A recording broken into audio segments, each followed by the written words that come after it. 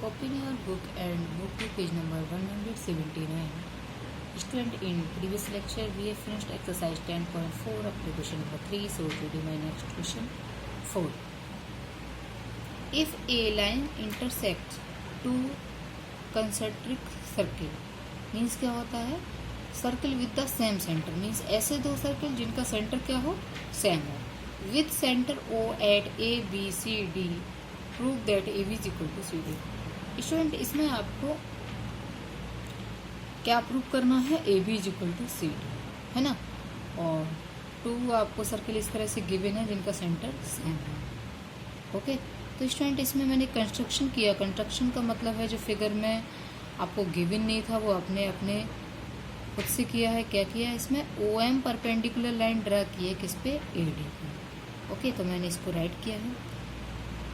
Student, आपको एक इसमें थ्योरम मैंने करवाई थी, वो थ्योरम आपको लर्न होगी, उसका स्टेटमेंट भी लर्न होगा कि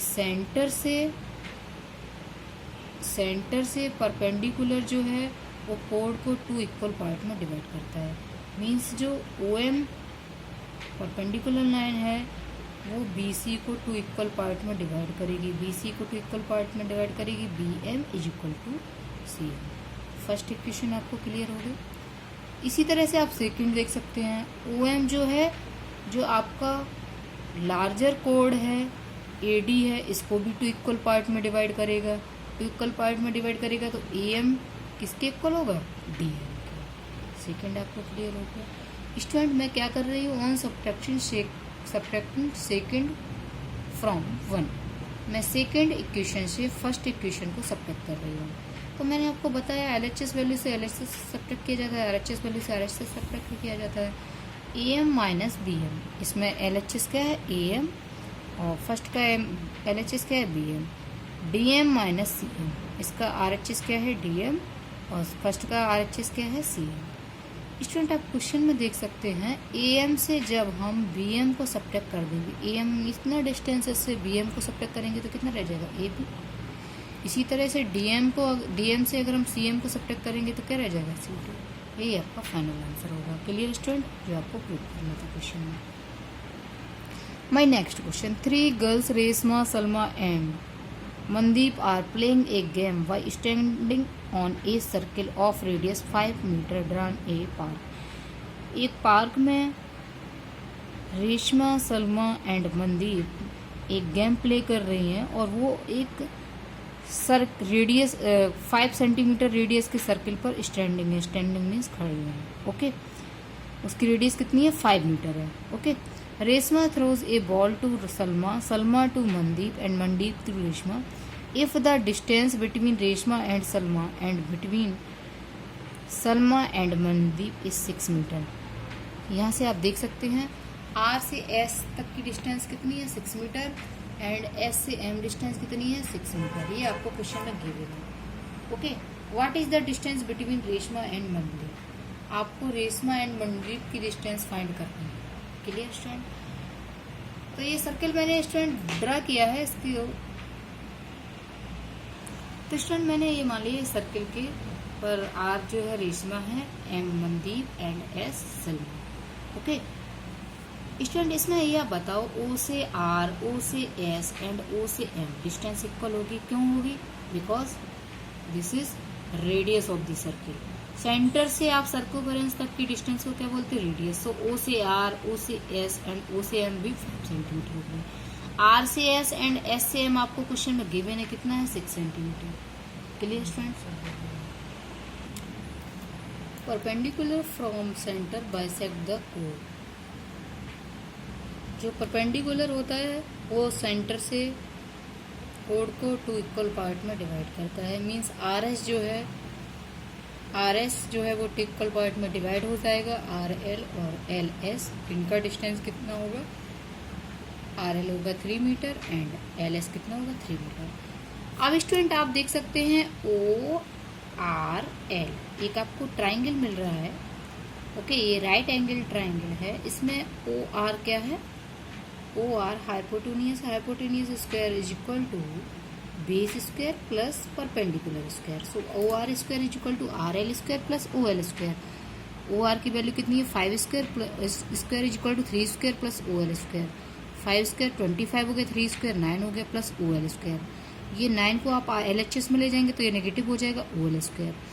फिर 25 से 9 सब्ट्रैक्ट करेंगे तो ये हो जाएगा 16 is equal to O L square.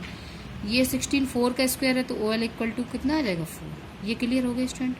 अब स्टूडेंट में अगर आपसे ओ आर एस का एरिया पूछूं तो आप क्या बताएंगे? अगर आर एस को आप बेस मानेंगे तो 1/2 R S multiply O L. Height कितनी होगी ओ एल। एक तो इस तरह से फाइंड कर सकते, दूसरा एरिया इसका किस तरह से फाइंड कर सकते? दूसरा एरिया इसका इस तरह से भी फाइंड कर सकते। अगर मैं इसमें ओ एस को बेस मानूंगी तो इसकी हाइट क्या होगी फिर आर एन। तो 1/2 O S multiply R N. तो इसको मैंने 2 टाइप से राइट किया है। 1/2 R S multiply O L. तो 1/2 आर एस की वैल्यू कितनी है? आर एस की वैल्यू 6 है। ओ एल कितना है? ओ एल अभी फाइंड किया 4 है। या 1/2 इसको मैं और क्या राइट कर सकती हूँ 5 into R N. 5 into R N का मतलब क्या हुआ O S into R N. दोनों ही क्या होंगे? बेस होंगे। दोनों ही आपके एरिया होंगे। किसके होंगे? Triangle of O R S के। तो इन दोनों को हम क्या करेंगे according to the question equal करेंगे। ओके 1/2 से 1/2 कैंसिल हो गया। 6 multiply 4 is equal to 24। 5 multiply R N. R N की वैल्यू फाइंड करनी है तो 5 ये इसका मल्टीप्लाई में डिवाइड करोगे आप। तो 24 का जब आप 5 में डिवाइड करो 5 से डिवाइड करोगे 24 में तो ये वैल्यू हो जाएगी 4.8।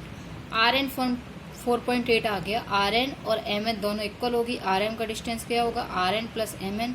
4.8 प्लस 4.8 टोटल कितना हो जाएगा 9.6 metre. Clear student. Come to the next question. A circular park of radius 20 metre is situated in a colony.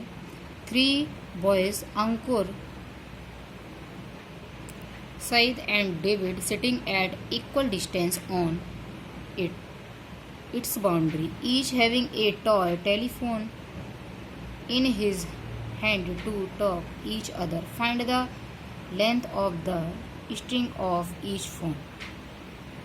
Student ये आपने 3 पॉइंट मान लिए हैं। यहाँ पे ए रिप्रेजेंट कर रहा है Ankur, S Syed and D David. Okay यहाँ पे student A S equal to किसके गिवन है?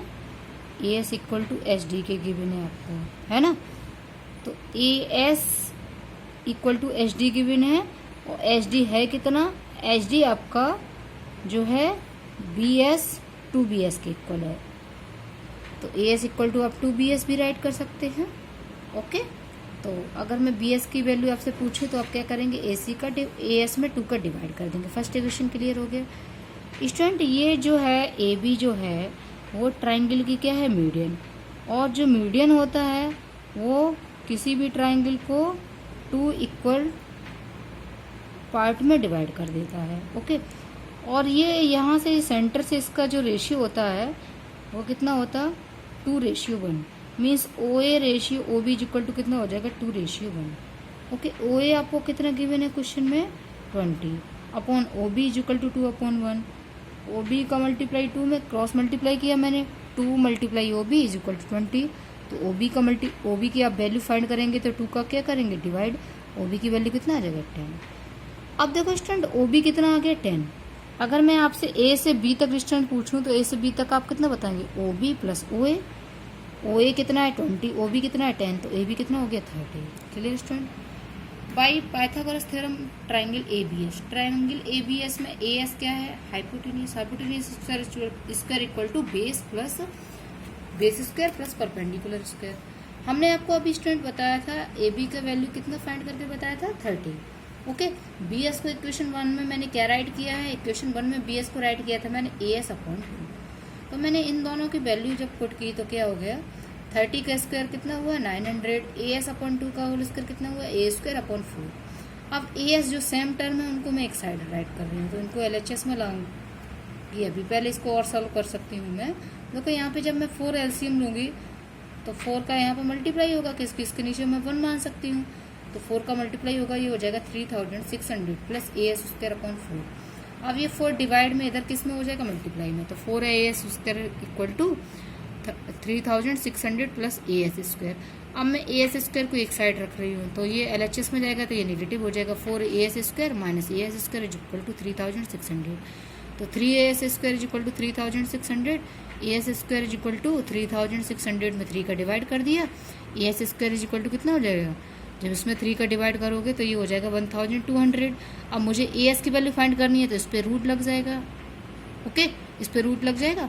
तो इसकी रूट वैल्यू कैसे हम फाइंड करेंगे, देखो इसको मैं 400 मल्टीप्लाई 3 राइट कर सकती हूँ 1200 को, क्लियर कर सकती हूँ, कोई इसमें प्रॉब्लम नहीं है। अब ये बताओ आप 400 किसका स्क्वायर होता है, 20 का। तो मीन्स ये इससे क्या नंबर बाहर आ जाएगा, 20। रूट वैल्यू कितना रहेगा, ओनली √3।